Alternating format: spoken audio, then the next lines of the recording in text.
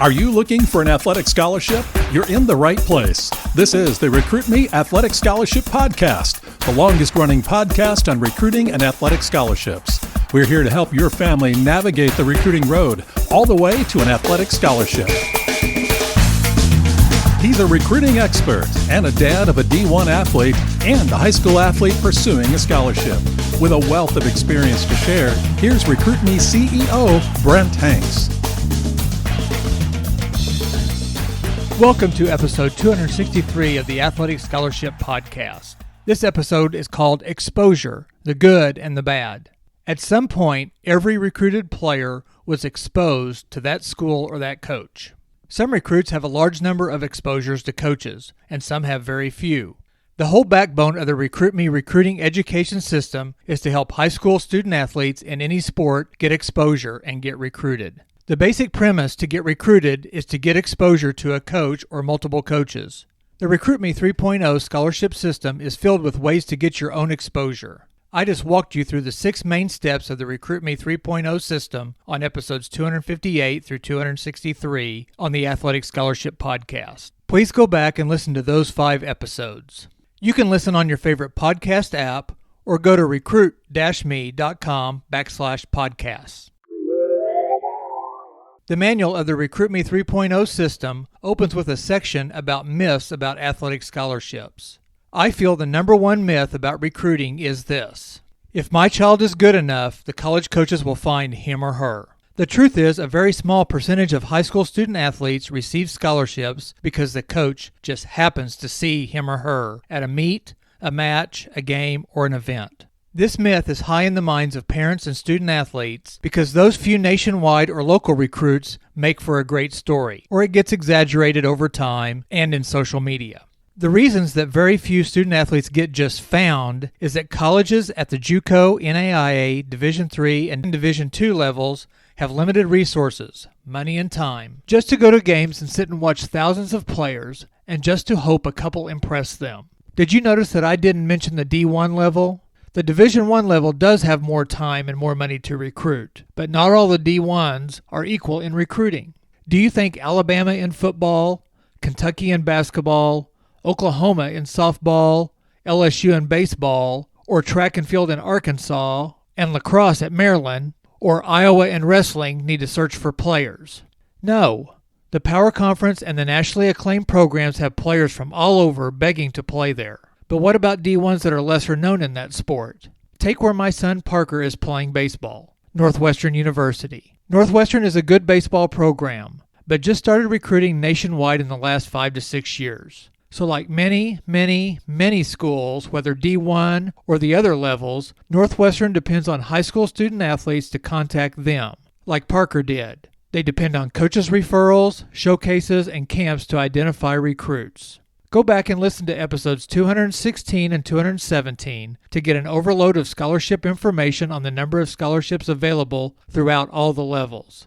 Also, hear Parker's journey to Northwestern on episode 215. So, the title of this episode is Exposure, the Good and the Bad. Exposure is defined as the fact or condition of being exposed, and exposed is defined as open to view from Merriam-Webster Dictionary. So in recruiting, you need to be viewed. So how do you get viewed? Where do you get viewed? And when do you get viewed? Recently, I had a coach tell me that his summer baseball team was breaking up for the next year because 2 or 3 of the players, the parents, thought the team and their sons didn't get enough exposure to college coaches this summer. So they are switching to another summer baseball organization. This team traveled to some great locations and competed in and won a lot of games. They played in Kansas City, Baton Rouge, Cedar Rapids, Fayetteville, and Tulsa. These were high-level tournaments throughout the Midwest, where the team is from. So as players entered their sophomore year in high school, yes, the team were freshmen last year.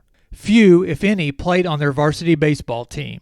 Most of them are under 6 feet tall and weigh 130 to 165 pounds. At 14 to 15 years old, they topped out at 82 miles an hour maybe. Most 75 to 76 from the mound. And maybe some are just starting to shave. Unless you are a freshman that's 6'3" and 185 pounds and throwing consistently 85 miles an hour for a right-hander, you are not a prospect as a freshman. And if you are that prospect, coaches are seeing you at camps or on video rather than running across you at a random tournament. There are other reasons going on in college sports right now too. As we come off the COVID cancellations and the recruiting restrictions and the opportunity for college athletes to get an extra year to play, rosters are full. There are thousands of college athletes in the transfer portals as they are looking for opportunities to get that extra year that they missed. JUCO players are looking for that D3, D2, D1, or NAIA 4-year school. Graduate students are taking their extra eligibility year to help get that COVID year back and to compete for one last time or try to go pro and continue their education. Coaches this summer were just figuring out how many holes they were going to have to fill as they waited for players to make decisions or as the coaches made decisions on who was going to remain on their team. So not only were odds normally low that a player was needing exposure as a freshman, but right now there are multiple additional factors. Hopefully the full rosters and transfer portal numbers will go back to normal and the classes of 2025 and 2026 will again be more normal. So let's talk about when exposure happens normally. Obviously, it will be different for many recruits for many reasons. Your sport, your gender, your size, your talent, your area of the country, or whether you're right-handed or left-footed, and more. But for a majority of high school student athletes, your real exposure, your real marketing of yourself, is again for the majority of students after your sophomore summer and into your junior year. RecruitMe's goal is to educate you on the recruiting process and help you save both time and money throughout the process. I'll throw in there that RecruitMe can save you some mental stress too. If you will go to recruit-me.com and download the free Recruiting Power Pack, one of 3 helpful tools is you get a template for a player profile that you can send out to coaches as you fill out the spaces. When you send information to coaches, you want to make a good first impression. So you need some of your sports stats, you need a GPA, an ACT or SAT score, a class rank. You need physical information that matches or comes close to college players on your future team. If you can't provide or fill in these blanks, you're probably not ready for much exposure.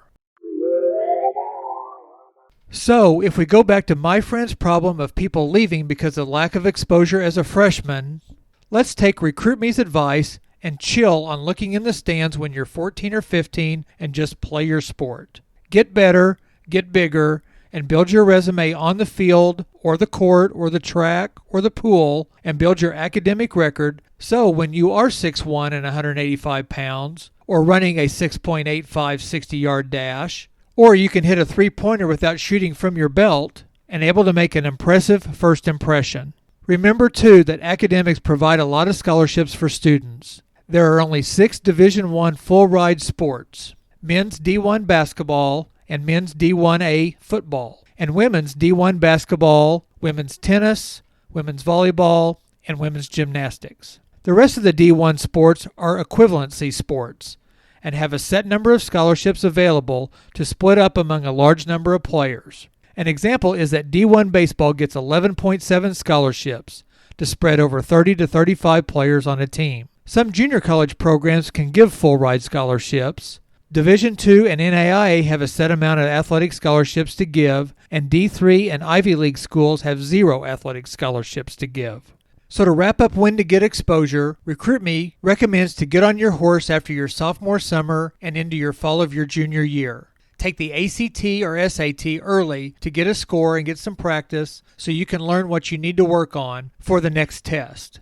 Remember, we are all about less stress too. Now that we know the when of exposure, let's see how you get exposure and where you get exposure.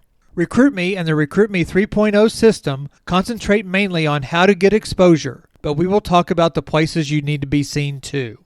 The how to get exposure is to let coaches know when and where you will be playing. So the steps of the RecruitMe 3.0 system start out by doing research on schools and teams in your sport. You will do this research on schools all the way through your recruitment, freshman year through your commitment. If you don't do research on colleges, you may end up just shooting at moving targets. By having an educated, research school list, you can pin down schools that fit your level and your academic and athletic needs.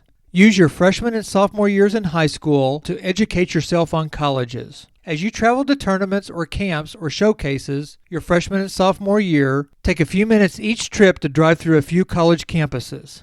Listen to episode 206 for more information on drive-thrus. Now as you get to the end of your sophomore summer and get ready to start your junior year of high school, it's time to send your personal packet that includes your introductory email and a player profile. Contacting and introducing yourself to coaches is now coming into play. This is how you get exposure. Send your introductory email, send your player profile, send your recruiting questionnaire, send video clips, send updates. Now the coach can see you in video clips, but there is still no substitute for a coach seeing you compete in person. A coach can see you compete at a high school game or a match or a meet. They can see you at a practice, at a tournament, at an instructional camp, or at a prospect camp, or at an ID camp. But how can you get to them all?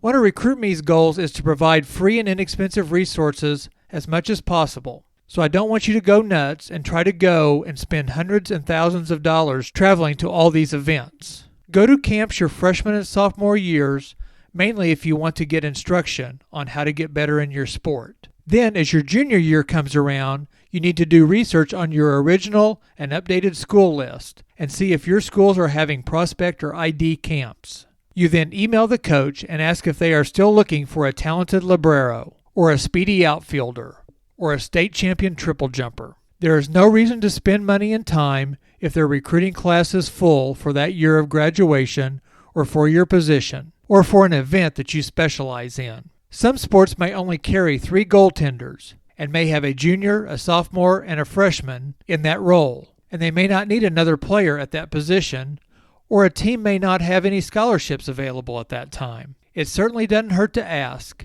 and I think it shows maturity to ask that kind of question.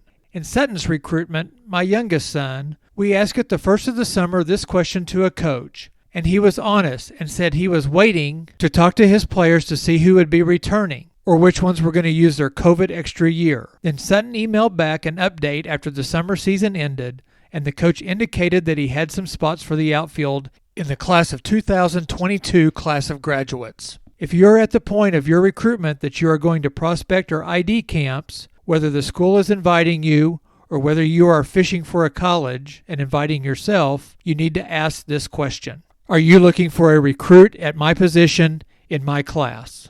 As Sutton looks for a college, he is sending emails to all the colleges that are listed to be at a specific showcase. He lets the coaches know that he will be there and lets them see him before the showcase by sending video, stats, and awards.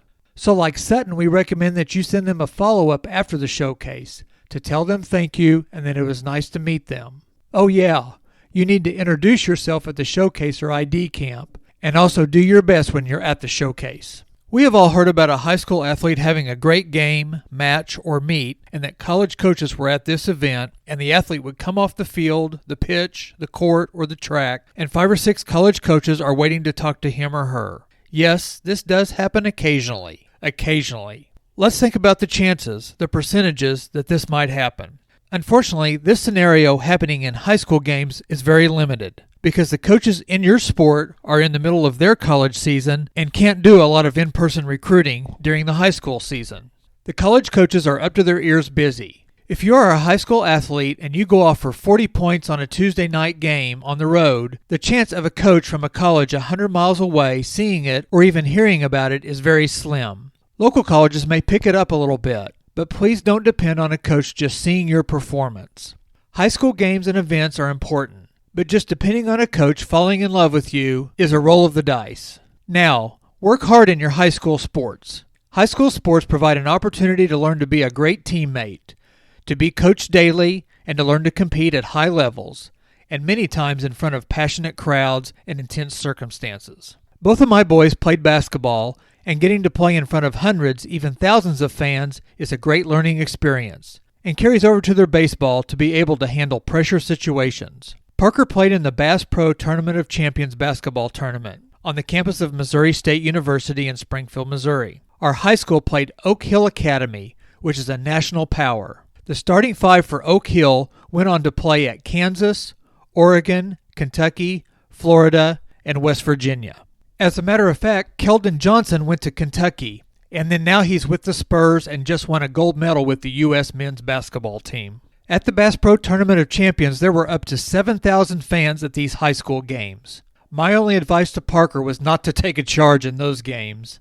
His high school team lost by 15 points to Oak Hill. Not too bad. They ended up beating Christ the King out of New York and lost a close one to a team out of Utah. High school sports are very important, but you can't depend on a coach just seeing or hearing about you, especially if you want to go outside your area for college.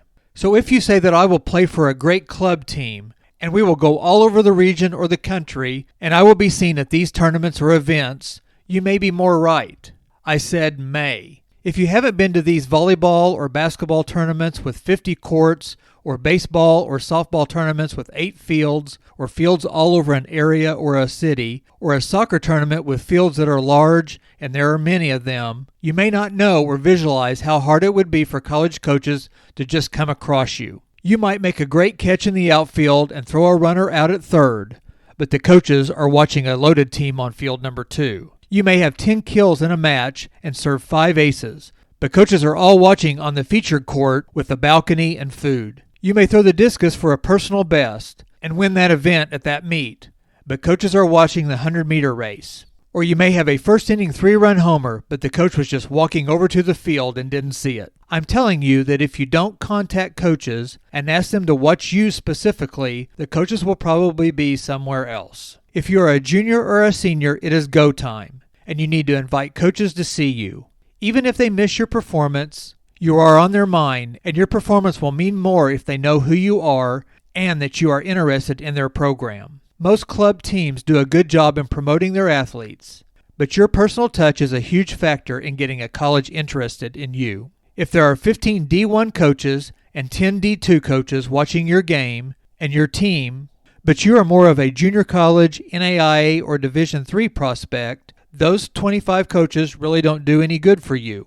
Yes, they may have another coach that they might suggest you to, but again, that's a roll of the dice. Parker emailed and invited Northwestern and Coach Reynolds, the pitching coach, to watch him at a showcase tournament just south of Chicago. His email and video piqued Coach Reynolds' interest, and Coach Reynolds contacted the team's coaches for the showcase and made arrangements to see Parker pitch on a Thursday.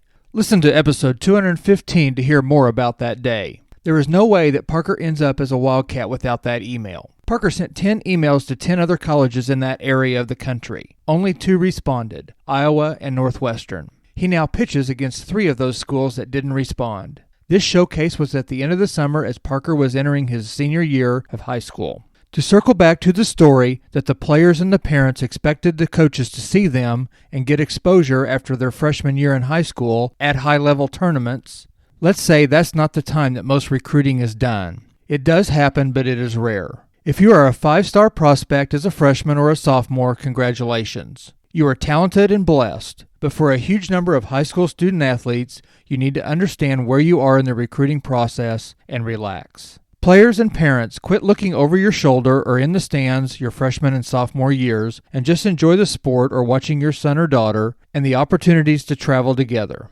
Players, work on getting better. Concentrate on the next pitch, the next shot, and the next race, and not the stands. To wrap up this episode, you learned how to get exposure by contacting coaches and not depending on just going to tournaments and hoping a coach shows up. You learned when to get exposure. Chill out until you are recruitable, mainly right before your junior year of high school. And you learn where to go to get exposure. High school games, summer games, showcases, and prospect or ID camps are ripe for exposure, but you have to contact coaches and let them know that you will be there. Over episodes 258 through 262, I discussed the recruiting checklist from the Athletic Scholarship Playbook and the Athletic Scholarship 24-month planner and journal. There are 9 items that help you to organize and know what to do as you go through the recruiting process. You can get the recruiting checklist by purchasing either one of these great recruiting resources by either contacting me, Brent, at recruit-me.com or on Amazon. Or I just made the recruiting checklist available to you for only $1. Check the link below in the show notes. Or go to the resource tab on recruit-me.com website. $1 gets you a map, a game plan to your recruiting adventure. Get it today. Also, take advantage of the hot summer special on the Recruit Me 3.0 Athletic Scholarship System. The special ends August 30th. Get all the details on recruit-me.com/system. Thank you for listening to the Athletic Scholarship Podcast. Join me next week for another 15 minutes that'll change your recruiting future.